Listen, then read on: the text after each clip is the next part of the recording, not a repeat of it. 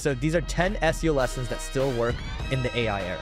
So number one, topic clusters remain powerful. So what are topic clusters? Topic clusters are when you have, let's say you're talking about SEO, for example, right? You might have a bunch of SEO topics that are tied to it. So what is SEO? How to measure SEO, how to do technical SEO, like all these things kind of combined in a cluster. They'll still work in today's day and age. SEO hasn't changed that much. We like to think that just because AEO or LLMO sounds like it's different, it's just an evolution. And a lot of the old SEO stuff is still very powerful today. So this isn't a number, but I'll add on to Eric's and then I'll give a number. One thing to keep in mind is SEO like 5-10 years ago, whatever the time frame, it was more keyword based. You do keyword research, you figure out what keywords you want to create an article around, and you do it. Now, Google and AI wants to rank sites and cite brands that cover a topic thoroughly. So if I was to blog about SEO, they want me to blog about SEO, SEO globally, how to do research for topics and keywords, how to build links, how to fix on page, right? How to optimize for multiple platforms and not just Google, how to do local search, how to gain reviews. But do you understand how I'm going really deep into a topic? That's what they're looking for. So it's moved from keywords to topics.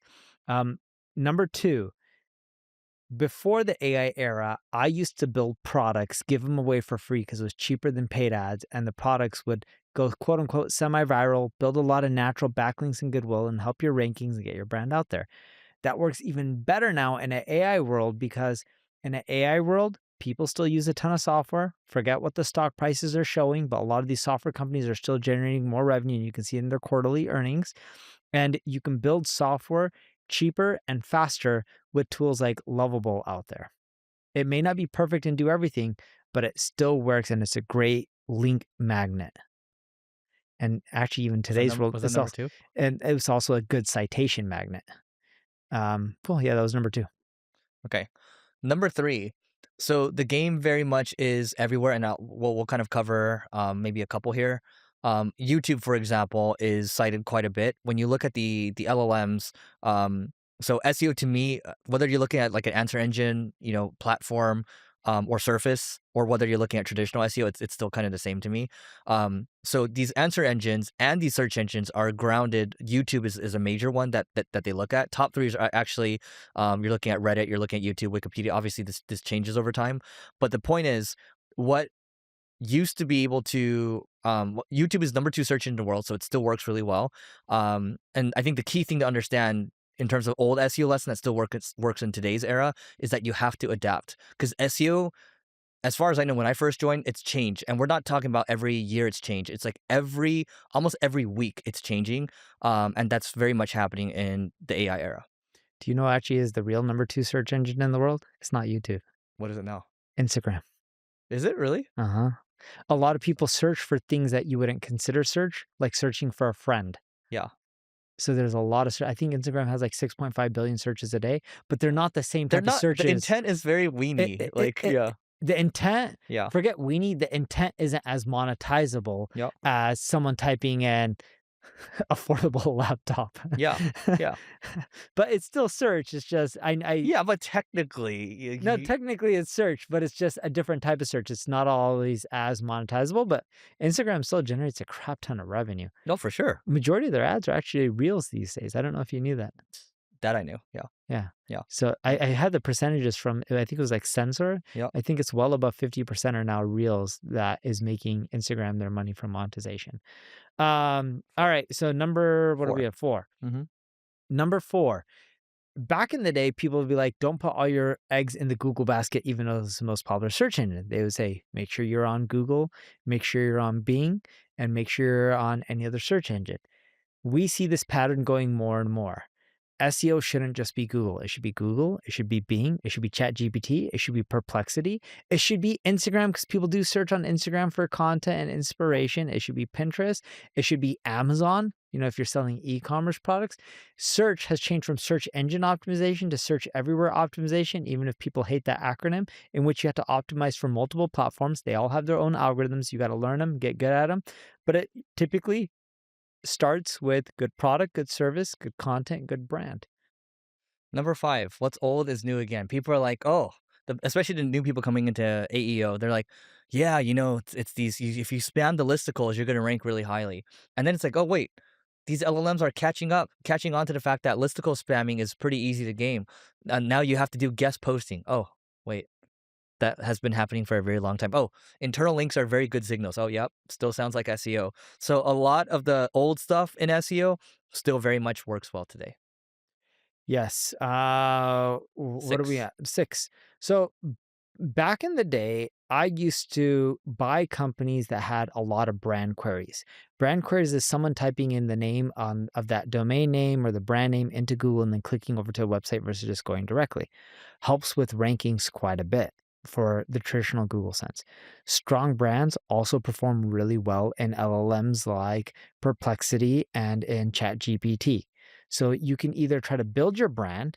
The bigger your brand is, the easier it is to rank on traditional SEO. But the bigger your brand, also, the easier it is to rank on these LLMs. And you can build a brand by doing omni-channel, keep pushing out good information, product services, right? Engaging in communities. But it takes a long time to build a brand. That's why I've tend to buy them over time versus just trying to build them. But either strategy could work. Number 7, content refreshing still matters. When you look at LLMs, for example, you look at a ChatGPT, usually 95% of their content, depending on the content type, you're looking at updated content from the last 10 to 12 months or so. You have to make sure that your content's updated all the time. So this is never actually this has always been the case with SEO. You gotta make sure that you're tending to your garden, that you're keeping your content updated. It's no different in today's AI era. I had an interesting question on my webinar that I did earlier today. Yeah. Someone asked, "How often should I update my content?" And as you know, that's a loaded question because it varies per industry. And the example I gave there, because people are probably wondering how often they should update it, it depends on your content type. If your content is on bananas and the nutrition facts about bananas, even if it's 2 years old, it probably doesn't need to be updated. Mhm. Even if it's on the speed of cheetahs and how fast they run, that one I gave as an example. I'm like, cheetahs run You really roughly like the that cheetah same. example. Yeah, cheetahs run roughly the same speed that they did today that they did a year or 2 ago. So you don't really need to update much of that. But the way I look at updating content is you go check out your Google Search Console. You can compare year over year, week over week, month over month, quarter over quarter. You can pick the time frame and you can see which pages are losing traffic, losing rankings, losing impressions. Keep track of all those metrics because sometimes you're losing clicks because of AI and AI overviews, but you're getting tons of impressions still. And you want to make sure that you're not losing tons of impressions because if you're losing tons of impressions, someone's usually ranking ahead of you. And why are they ranking ahead of you? Well, they're probably doing something in their content that you're not. That's when you should look to see what your competitors are doing because they're probably doing something you're not and update your content to be more competitive and better than theirs. And AI can help you analyze their content and then figure out the gaps in yours, and then you can update. Number 9. What number are we? I'm on number 9 and then you finish with number 10. Well, I didn't go on the last one. I was just expanding on yours. Oh, You want great. to go on it? Go ahead. Okay, so I'm on number 8. Yep. Um, Number 8 in the world of SEO, back in the day, people write articles on everything like the nutrition facts about bananas. And guess what kind of conversions people get from that stuff? Little to none. And today we're seeing people lose a lot of traffic on those basic queries and they're getting no real effect in their revenue. And they're saying, my traffic's dying, my traffic's dying. Write stuff that hasn't been seen before on the web, stuff that's not regurgitated, and you'll do well. Content can still be king. You just got to write about new stuff that isn't regurgitated. That's what did well in SEO years ago, and it still does well today. The problem is people only want to focus on keyword gaps and content gaps and just cover all the stuff that's been beaten to death by 100 competitors. Yep. Number 9 from my side, last from my side, then you go number 10. Partnerships will never go away. So whether it's partnering with a website to help, just even a simple link collaboration, that's one thing. But you want to go way beyond that because SEOs back in the day they used to kind of just stop at the link collaboration.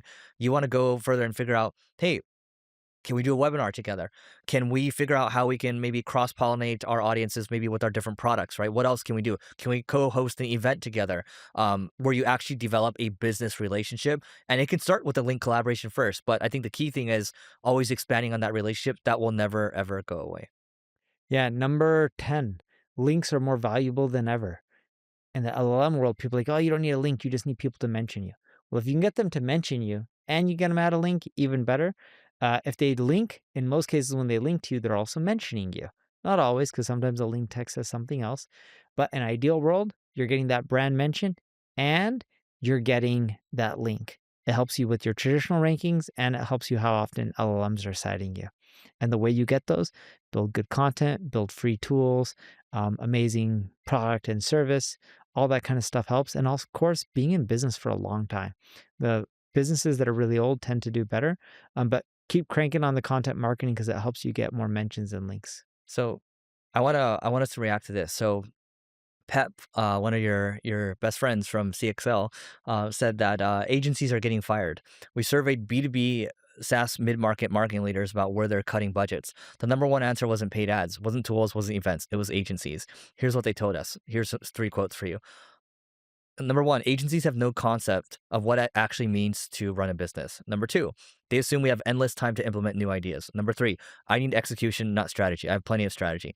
58% of these leaders are under extreme or high pressure to show short term pipeline. They don't have 90 days for discovery phase. They don't want another brand positioning deck. They don't need a 50-slide audit. They need someone to do the work. Yet, most agencies still sell like it's 2015. Week 1 through 4, discovery. Weeks 5 through 8, strategy development. Weeks 9 through 12, the playbook presentation. Weeks 13 plus, now you execute it. Meanwhile, the CMO needed results in week 2. So the truth that agencies refuse to hear, mid-market companies don't hire you because you're smart. They hire you because they're underwater. When you don't show when you show up with strategy theater instead of execution, you're solving a problem they don't have. The agencies that survive won't be the ones with the best decks. They'll be the ones who show up day one and ask, "What can I take off your plate today?" So then you have this one has 1,000 likes on LinkedIn, 350 comments, and you have all these agencies in here commenting over here, right? Yeah, Um, they're probably trying to disagree or something. And yeah, or they're trying to come up with like a creative way to respond where it makes them kind of stand out. That's what they're doing. so, have you seen agencies get cut from your friend circle? No, I think we're getting more inquiries than like usually January for us is a slower month. It started off with a bang, so January's always busy for us. it's I don't know why. Like the past couple years, it's been slow for us, but this year it's like the pace is like really quick. So Yeah, we've always, if we look at most of our clients, they do require strategy help, but it's guided strategy. It's not them saying like a Deloitte or a Bain or a McKinsey saying, "Hey, can you figure out what we should do to fix our business?" I'll give you an example of guided strategy. They may say, let's say they're, I don't know, I'm making up a company name. Let's say they're Walmart, and Walmart may be like, again, I'm just creating a hypothetical here, but Walmart may be like, we know Google's awesome. We know Facebook's awesome. A lot of people are using ChatGPT now. We want to figure out how to dominate ChatGPT. Can you do analysis and figure out how we can do better on ChatGPT? And then if we like that, can you go and execute on it? So in essence, when I say guided strategy, they already know the channel. You got to figure out how to do it, what it's going to look like, pitch it to them, and if they like it, they'll pay you to execute on it. So we're seeing most our work, and it's always been this way, is actually execution. That's what we mainly get paid for. The strategy has never been for us, hey, figure out how to grow our company. It's always been, these are our channels. Can you figure out how to do them better? Or, hey, Facebook or Google's not working out as well. Can you come up with a new strategy for this channel and then figure out how to go and execute on it? But it's never been blind for us where clients are just like, maybe once in a while because we have so many customers. But I'm 99% sure the majority of the time they're asking us go and execute on a specific channel, but before you do, we want to hear your game plan. let me just rephrase this, okay? Agencies are getting fired. Let's replace the word agencies with bad people are getting fired, which is a constant everywhere. Yes. The thing is, I would say most agencies, and we can put bad in front of it, the reason they've survived up till now is because the work was there. There's more of like a gap, like a moat, right? So before, let's look like 10, 15 years ago. Many people didn't know how to do SEO. So if you even knew like a little more, like you're gonna get hired, right? And you're probably gonna be able to maintain the client for a while because your client doesn't know what's happening. Okay, but people have gotten a lot smarter since that time, right? Uh-huh. So the bar continues to get higher. I would just say that a lot of agencies haven't met that bar, especially with AI now. If they're not going to adapt, that's why they're getting fired, right? Because all this comes down to is how do you run your company? What is your company about? How well have you hired? If you haven't hired well, then well, that's why you get fired ultimately, right? So when you hear, I will say this, I think we can both agree on this. Like when you and I we talk to our friends, the reason why there is kind of contempt or like people kind of look down upon agencies is because they've had such bad experiences with the product. Because the product is so it can be inconsistent with bad agencies, right? You might have a really good person, that person gets burnt out, they quit, boom, okay, now you're thrown onto a junior person. That's what I think that's why there's a general disdain for agencies. But look, just don't do it that way. Just set a higher bar, easier said than done. But then I don't think you need to worry about getting fired because if you're that damn good, they can't afford to fire you. If you're in B2B, here's the deal. LinkedIn account-based marketing sucks, but it doesn't have to. With Carrot, it allows you to create personalized ads towards your customers and also personalized landing pages that align with the ads, so you're gonna have higher conversions, and influence pipeline reporting to prove that your ABM works. So if you want to learn more, just go to carrot.ai and you can join the waitlist. Again, it's carrot, KARROT.ai, and we'll see you on the other side. Yep. So on a side note, you have in here Sequoia, agent-led growth is a new market. I think this was like from Pat Grady. I could be wrong, from I Sequoia. don't think it was from Pat Grady. Let's double check. You no. Okay. So this is Sonia Tweety Bird, Sonia Huang. Okay, partner at Sequoia.